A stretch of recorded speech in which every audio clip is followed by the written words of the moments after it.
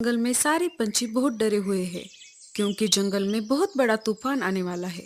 सारे पंछी परेशान होकर खड़े हुए थे। उन्हें डर था कि अगर बड़ी बारिश होगी तो सब पंछी के घोंसले तबाह हो जाएंगे। दोस्तों, हम सब पर बहुत बड़ी एक विपदा आन पड़ी है। हमारे मौसम के जानकार पक्षियों ने यह सूचना दी है कि 2 से 3 दिन में बारिश के साथ साथ बहुत बड़ा तूफान आने वाला है। आप सबको जल्द से जल्द घोंसले पक्के करने होंगे। सब पंछी डर के मारे एक दूसरे की तरफ देख रहे थे। उसमें से एक पंछी ने कहा, राजा जी, हम 2 दिन में कैसे घोंसला बनाएंगे? लकड़ियां जमा करने में ही हमें 7 से 8 दिन लग जाएंगे। तुम चिंता मत करो, हमने इसकी व्यवस्था पहले से ही कर ली है। हमारे राज्य के भंडार में कुछ लकड़ियां जमा है। आपातकालीन समय के लिए इसे रखा था। अब इसका इस्तेमाल करने का समय आ गया है। हमारे सहारा राज्य के सिपाही आपके घोंसले के नीचे कुछ लकड़ियां डाल देंगे। आपको सिर्फ अपने घोंसले पक्के करने हैं। चलो, अब घोंसलों की तैयारी में लग जाओ। सारे पंछी अपने अपने घोंसले की तरफ निकल पड़े। अब मैं क्या करूं? मेरा तो इस दुनिया में कोई नहीं है और अब मुझसे ये सब काम भी नहीं होते। तुम चिंता मत करो मीनू मौसी, मैं हूं ना आपके साथ। हम दोनों मिलकर अपना घोंसला बनाएंगे ताकि दोनों का समय बच जाए। नहीं नहीं, मुझे किसी का एहसान नहीं चाहिए। अगर कहीं तुमने बारिश के समय घोंसले से बाहर निकाल दिया तो मेरा क्या होगा फिर? मैं कहाँ पर जाऊंगी? ऐसी बात नहीं है मीनू मौसी, मैं तो हम दोनों के भले के लिए कह रही थी ताकि दोनों का समय बच जाए। रहने दो, मैं देख लूंगी। ठीक है, जैसे आपकी मर्जी। सब सिपाही पंछी की राह देख रहे थे। सबको घोंसला जो बनाना था। थोड़ी देर बाद सिपाही पंछी लकड़ियां लेकर आ गए। उन्होंने हर एक पेड़ के नीचे लकड़ियां डाल दी। मीनू मौसी और लाडो लकड़ियों के पास आ जाती है। उन दोनों से पहले कालू कौवा और भूरा कौवा वहां पर पहुंच चुके थे। आ गए दोनों। काम के समय पर तो गायब रहोगे और जब प्रसाद बट रहा हो तो दोनों पहले से हाजिर रहते हैं। मतलबी कहीं के। अरे मीनू मौसी, इन लकड़ियों पर सिर्फ तुम्हारा नाम नहीं लिखा है, इन पर हमारा भी अधिकार है। हाँ हाँ, मुझे मत सिखाओ क्या अधिकार है और क्या नहीं। मैं तुम जैसों को बहुत अच्छी तरह से जानती हूँ। ये सिर्फ 3 घोंसले बनाने जितनी ही लकड़ियाँ है और इनमें से मैं मेरा हिस्सा नहीं देने वाली।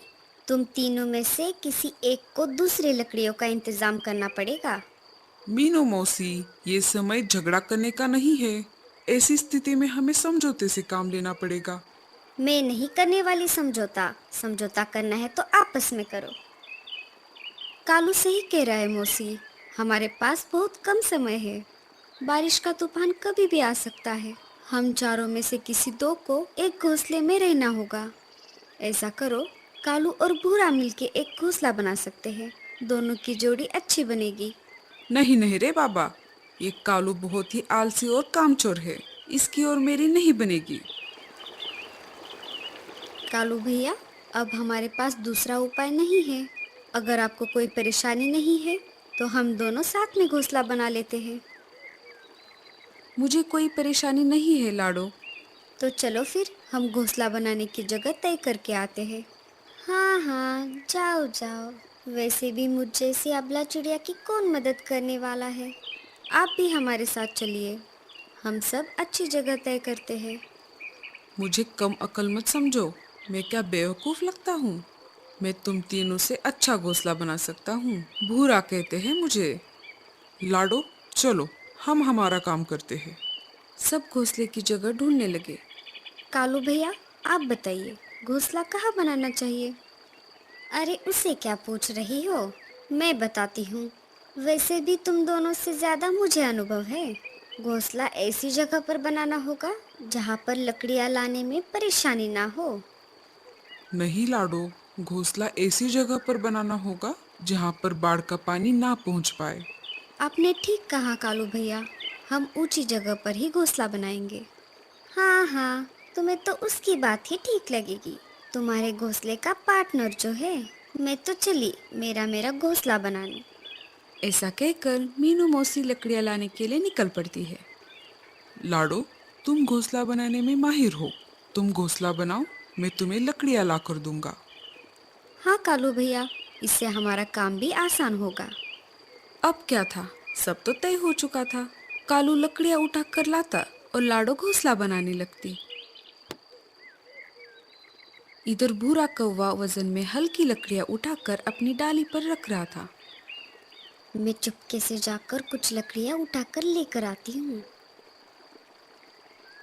इधर भूरा जमीन से लकड़ियां उठाकर पेड़ की डाली पर रख देता और इधर मीनू मौसी उस रखे हुए लकड़ियों को उठाकर अपने डाली पर रखती। अरे, ये क्या हो रहा है? बहुत देर से मैं लकड़ियां इकट्ठा कर रहा हूँ, पर लकड़ियां तो जमा ही नहीं हो रही। चलो, मुझे लगता है इन लकड़ियों से मेरा घोंसला बन जाएगा। ऊपर कालू और लाडो की मेहनत की वजह से उन दोनों का घोंसला बनकर तैयार हो गया। उन दोनों का घोंसला तैयार हो चुका है, ये देखकर मीनू मौसी बहुत जलने लगी।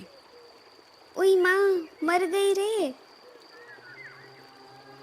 लाडो और कालू दोनों मीनू मौसी के पास आ जाते हैं। क्या हुआ मौसी? लगता है ज्यादा वजन उठाने की वजह से मेरे पैर में मोच आ गई है। अब मैं घोंसला कैसे बना पाऊंगी?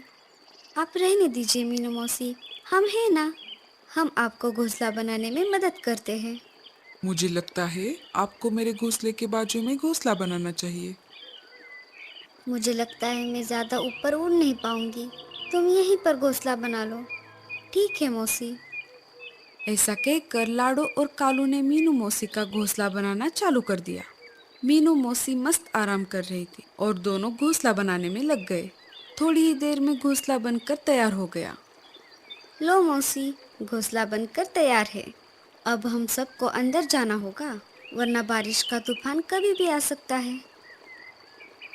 इधर भूरे ने जैसे तैसे अपना घोंसला तैयार कर लिया और वैसे ही अंदर जाकर सो गया। कालू भैया, मुझे नहीं लगता कि बारिश 4-5 दिन रुकने वाली है। हमें अनाज का प्रबंध करना होगा। हाँ लाडो, मुझे एक जगह पता है, वहाँ पर बहुत सारा अनाज है। हम जाकर वो अनाज लेकर आते हैं। दोनों ने 4 से 5 दिन तक चले इतना अनाज इकट्ठा कर लिया। रात हो गई, सब अपने अपने घोंसले में बैठे हुए थे। तभी तेज बारिश के साथ साथ बहुत बड़ा तूफान भी आ गया। हम आशा करते हैं कि बारिश इतनी तेज ना हो। पूरी रात जैसे तैसे निकल गई। सुबह हो गई। भूरा कौवा मजे में सो रहा था। तभी उसके पैरों में कुछ महसूस होने लगा। अरे, ये क्या हो रहा है? मेरे पैर इतने ठंडे क्यों हो गए हैं? भूरा नीचे नजर घुमाता है तो बारिश का पानी पूरे घोंसले में फैल चुका था। भूरा उस डाली से उड़कर ऊपर वाली डाली पर जाकर बैठता है। मुझे लगता है पानी इससे ऊपर नहीं आएगा। थोड़ी देर बाद पानी उसके पैरों तक आ ही जाता है। जैसे ही पानी बढ़ने लगता है, उसकी नींद फिर से खुल जाती है। पानी बहुत ऊपर तक आ गया। मैं एक काम करता हूँ, घोंसले के ऊपर जाकर बैठता हूँ। भूरा घोंसले से निकलकर बाहर आ ही रहा था, तभी उसका घोंसला बाढ़ की पानी में बह जाता है। वो मीनू मौसी के घोंसले के पास आ जाता है। मीनू मौसी, दरवाजा खोलो, मेरा घर पानी में डूब गया है और मैं बाहर बारिश में भीग रहा हूँ। अरे ओ मीनू मौसी, खोलिए ना दरवाजा। मीनू मौसी को भूरे कौवे की आवाज सुनाई दे रही थी, पर वो सुनकर अनसुना कर देती है। ये तो मीनू मौसी की आदत ही है, किसी की मदद ना करना और खुद की भलाई का इंतजाम करना। भूरा कौवा लाडो के घोंसले के पास आ जाता है। लाडो, कालू, दरवाजा खोलो, मेरा घर तो डूब गया, मुझे अपने घर में ले लो। अरे लाडो, कालू, अरे खोलो जल्द से दरवाजा, नहीं तो मैं मर जाऊंगा। लाडो चिड़िया अंदर से घोंसले का दरवाजा खोल देती है। दोनों उसे देखकर चौंक जाते हैं। हमने तुम्हें पहले ही बताया था, बारिश बहुत तेज होने वाली है। अब चलो जल्दी से अंदर आ जाओ। तीनों खिड़की से बाहर का नजारा देख रहे थे। तभी अचानक मीनू मौसी के चिल्लाने की आवाज आ जाती है। अरे मुझे बचाओ कोई! अरे लाडो, कालू, कहाँ गए सब के सब? अरे कालू भैया, लगता है मीनू मौसी किसी मुसीबत में है, हमें उन्हें बचाना होगा। उसके साथ ऐसा ही होना चाहिए। ऐसी बात नहीं है, वो हमारी दोस्त है और हमें किसी मुसीबत में फंसे हुए पंछी की मदद करनी चाहिए, चाहे वो हमारा दुश्मन ही क्यों ना हो। अगर तुम्हें मदद करनी है तो तुम दोनों ही चले जाओ, मैं नहीं आने वाला। कालू और लाडो घोंसले से बाहर चले जाते हैं। दोनों ने बाहर आकर देखा तो मीनू मौसी पानी में बह रही थी। तभी कालू पेड़ की डाली की सहायता से मीनू मौसी को पानी से बाहर निकालता है। चलो हम घोंसले के अंदर चलते हैं। जैसे ही तीनों घोंसले में जाने वाले थे, लाडो का घोंसला भूरे कौवे के साथ ही पानी में डूब जाता है। भूरा कौवा पानी में डूबने लगता है। कालू भैया, ये क्या हो गया? हमें भूरे कौवे को भी बचाना होगा। नहीं नहीं, मैं उसे नहीं बचाऊंगा। तुमने देखा नहीं वो कैसे मीनू मौसी को बचाने के लिए इनकार कर रहा था। कालू भैया, अभी अभी तो आप कह रहे थे मुसीबत में फंसे पंछी की मदद करनी चाहिए, चाहे वो हमारा दुश्मन ही क्यों ना हो। ठीक है बाबा, बचाता हूँ। अरे मर गया रे, बचाओ। अरे देख क्या रहे हो सबके सब, कोई तो बचाओ मुझे। अगर मैं तुम्हारे साथ आ जाता तो ये मुसीबत नहीं आती। कालू उसे पानी से बाहर निकालता है और उसे ऊपर से डाली पर छोड़ देता है। अब आगे क्या होगा? तीनों के घोंसले तो बाढ़ में डूब गए। क्या जंगल के सारे पंछी बच पाएंगे? क्या बारिश थम जाएगी? जानना है तो हमें कमेंट्स में जरूर बताना।